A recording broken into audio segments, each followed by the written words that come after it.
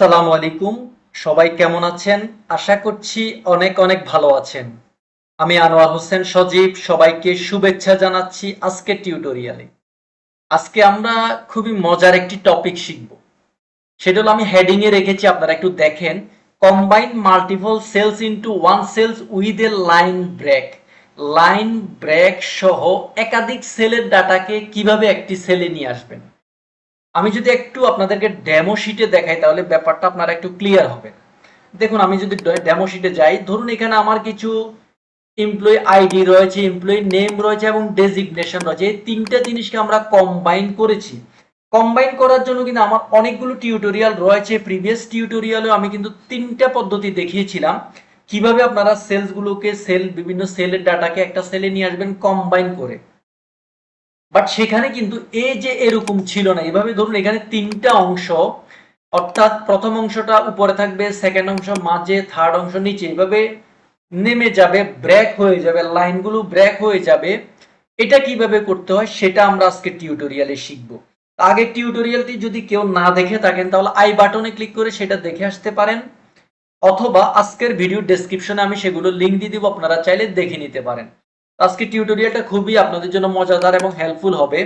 মূল টিউটোরিয়াল শুরু করব তার আগে বলে রাখি, কেউ যদি আমার চ্যানেলটি এখনো সাবস্ক্রাইব করে না থাকেন অবশ্যই সাবস্ক্রাইব করে বেল বাটনে ক্লিক করে রাখবেন, কেননা আমি কিন্তু নিয়মিত টিউটোরিয়াল শেয়ার করছি। সপ্তাহে শুক্র, সোম এবং বুধ তিনটা করে টিউটোরিয়াল সকাল 8টায় পাবলিশ হচ্ছে আমার।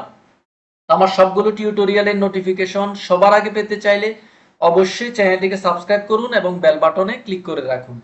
চলুন আমরা কথা না বাড়িয়ে মূল টিউটোরিয়ালে চলে যাই।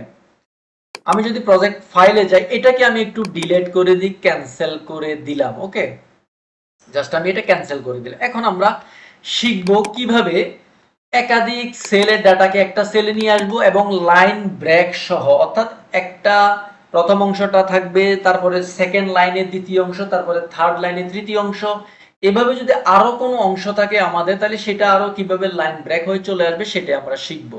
তাহলে শুরুতে জাস্ট আমরা কনকেটিনেট ফর্মুলাটা ইউজ করব। এটা অনেকেই জানেন, এটা খুবই কমন একটি ফর্মুলা এবং আমার একাধিক টিউটোরিয়াল রয়েছে কনকেটিনেট ফর্মুলা নিয়ে।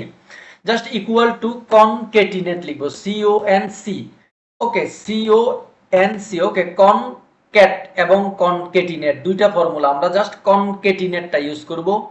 কিবোর্ড থেকে ডাউন অ্যারো প্রেস করব, তারপরে কিবোর্ড থেকে ট্যাব প্রেস করব। ওকে, এখন ট্যাব প্রেস করলাম, আমার কনকেটিনেট ফর্মুলাটা আসছে। যারা কনকেটিনেট ফর্মুলা জানেন তাদের দেখেন লজিকটা কি, টেক্সট 1 কমা টেক্সট 2, অর্থাৎ যেই টেক্সটগুলো আমরা একসাথে করতে চাচ্ছি সেগুলোকে জাস্ট সিলেকশন করতে হয়। এখন আমি যদি প্রথম টেক্সটটা কি আমার এটা, ওকে, সিলেকশন করলাম, তারপরে চাচ্ছি কি টেক্সট 2, আমি যদি কমা দিয়ে এটা দিলাম, টেক্সট 2 দিলাম, কমা দিয়ে টেক্সট 3 দিলাম। এখন যদি এন্টার করে কি হয় দেখেন, কোনো কিছু হলো না, আমার সবগুলো একসাথে চলে আসছে। বাট আমি কি চাচ্ছিলাম, আমি চাচ্ছিলাম যে আমার প্রথম অংশ থাকবে, তারপর সেকেন্ড লাইনে step by step, line by line হবে, অর্থাৎ লাইন ব্রেক হবে। তাহলে সেটা কিভাবে করব, জাস্ট এটা আমি ডিলিট করে দিলাম, আবার লিখবো equal to CONCA। Okay, concat, আমি কনক্যাটিনেটে ডাউন অ্যারো প্রেস করে কনক্যাটিনেটে যাব, তারপর কিবোর্ড থেকে ট্যাব প্রেস করব। ওকে, এখন হচ্ছে একটু খেয়াল করবেন মনোযোগ সহকারে। জাস্ট আমি প্রথমে টেক্সট 1 যেটা আছে এখানে চাচ্ছে লজিক টেক্সট 1, আমি টেক্সট 1 সিলেক্ট করলাম, তারপরে দিব কমা। এখন আমি যেহেতু চাচ্ছি এখানে একটা ব্রেক হয়ে যাবে লাইনটা, অর্থাৎ আমার লাইনগুলো নিচে নিচে নামবে, তাহলে সেক্ষেত্রে আমি এখানে আরেকটা ফর্মুলা ইউজ করব, CHAR। এটা হচ্ছে ক্যারেক্টারের সংক্ষিপ্ত রূপ চেয়ার।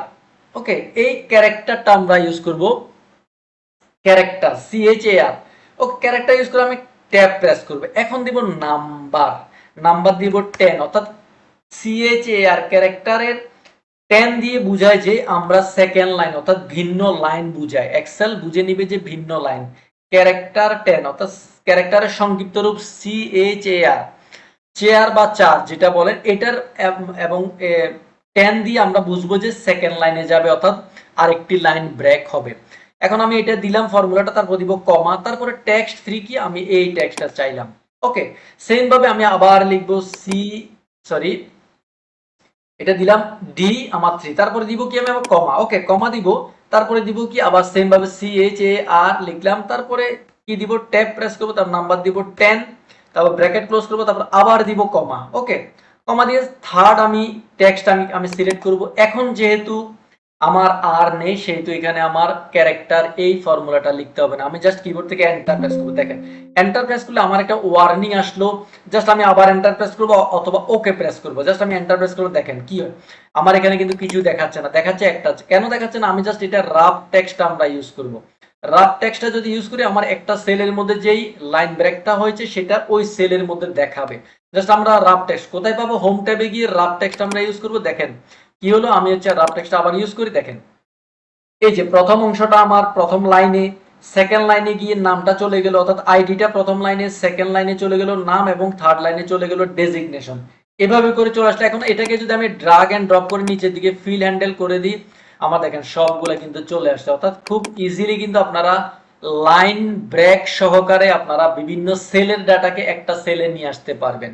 আশা করছি আপনারা ক্লিয়ার বুঝেছেন। যদি বুঝতে অসুবিধা হয় অবশ্যই কমেন্ট বক্সে জানাবেন, অথবা ভিডিওটা যদি দুই একবার দেখেন তাহলে আপনারা খুব ইজিলি বুঝে যাবেন। এটা খুব ইজি একটি ফর্মুলা, দুটি ফর্মুলা নেস্টেড হিসেবে আমরা কাজ করেছি, একটা কনকেটিনেট পাশাপাশি ক্যারেক্টারের আমরা একটা ফর্মুলা ইউজ করেছি। তো ভিডিও ভালো লাগলে অবশ্যই লাইক করবেন, কমেন্টস করবেন এবং আপনার বন্ধুদের মাঝে শেয়ার করবেন, যাতে করে আপনার বন্ধুরাও নতুন নতুন টিউটোরিয়াল পেয়ে Microsoft Excel, Microsoft Word, Microsoft PowerPoint expert হতে পারে।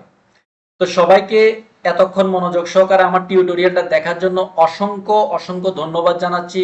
সে সাথে যারা আমার চ্যানেলটি এখনো সাবস্ক্রাইব করেননি তাদেরকে সাবস্ক্রাইব করার রিকোয়েস্ট জানাচ্ছি।